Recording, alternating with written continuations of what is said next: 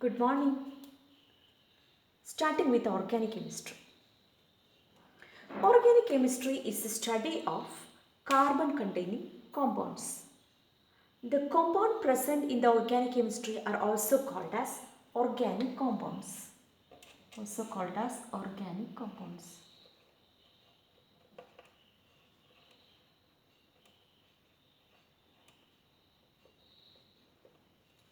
Father of organic chemistry is Frederick Waller.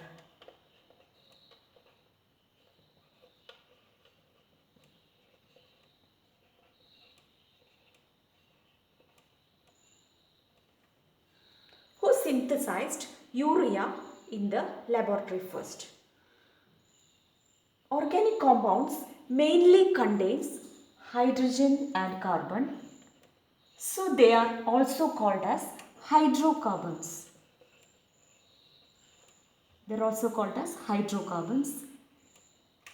Along with hydrogen and carbon, it also contains chlorine, bromine, iodine, nitrogen, oxygen, etc. are also present in the hydrocarbons or organic compounds.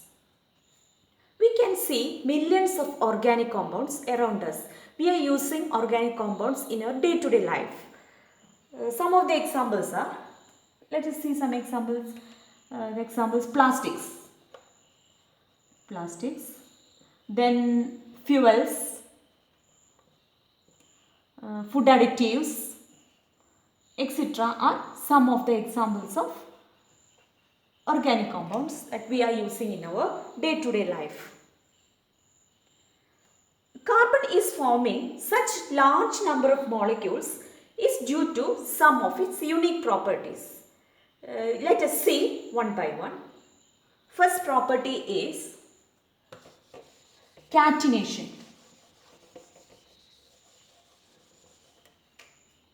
This property is catenation.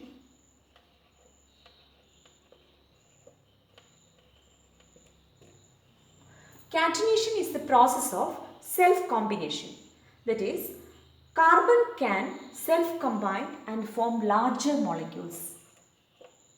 Like this, carbon can combine and form large molecule, chain molecule it can form.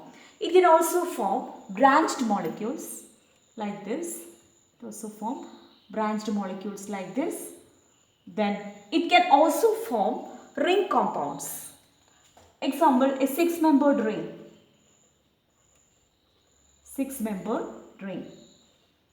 It's an example for catenation. So, one of the important property of carbon containing compounds is catenation. It can form, due to this catenation, carbon can form large number of organic molecules in the universe. Next, second property is Tetra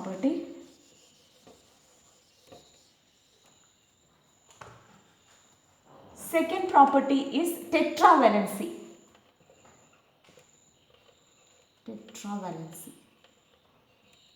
Tetra means 4. So, carbon is tetravalent.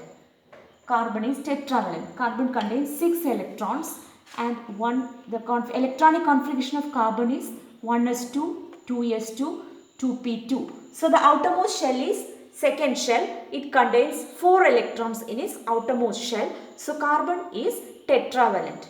Due to this tetravalency, carbon can form 4 covalent bonds with other atoms. It can form 4 covalent bonds with other atoms. Let us see some examples. CH4. Another example, CH3Cl. In the case of CH3Cl, one of the hydrogen atom is replaced by chlorine atom.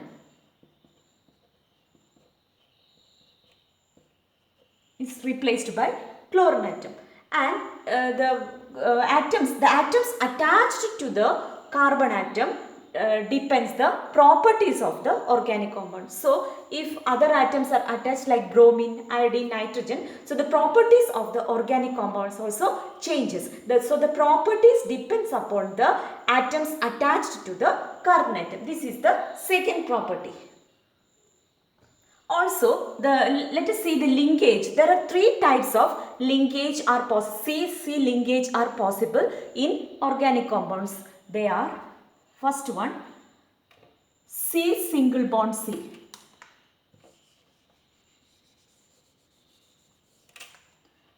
One linkage is C single bond C. Then second linkage is C double bond C. Can also form C triple bond C. So three types of linkage are possible between two carbon atoms. C single bond C, such compounds are called as saturated compounds or saturated hydrocarbons. Saturated hydrocarbons. And those compounds containing C double bond C and C triple bond C, such compounds are called as unsaturated hydrocarbons. Unsaturated hydrocarbons. Let us see examples of C single bond C. Example is all alkanes. All alkanes, that is CH4 is an alkane. Example is CH4, all alkanes. Next, C double bond C, such compounds are alkenes.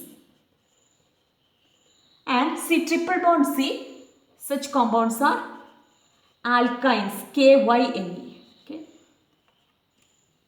Alkenes example is C2H4 and alkynes example C2H2. Okay. The CH4 compound is methane, C2H4 is ethene and C2H2. C2H2 is ethyne. These are some of the examples of hydrocarbons or organic compounds. Now let us see the third property.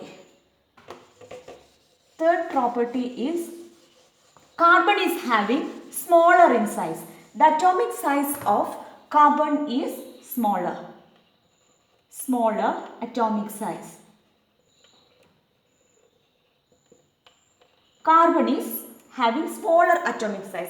Due to this smaller atomic size, carbon can form strong bonds. Carbon can form strong bonds. So the compounds produced will be highly stable. So they form highly stable compounds. Stable, highly stable. So these are the three unique properties of organic compounds. First property is catenation. Second property is Tetra Valency, and third property is smaller atomic size.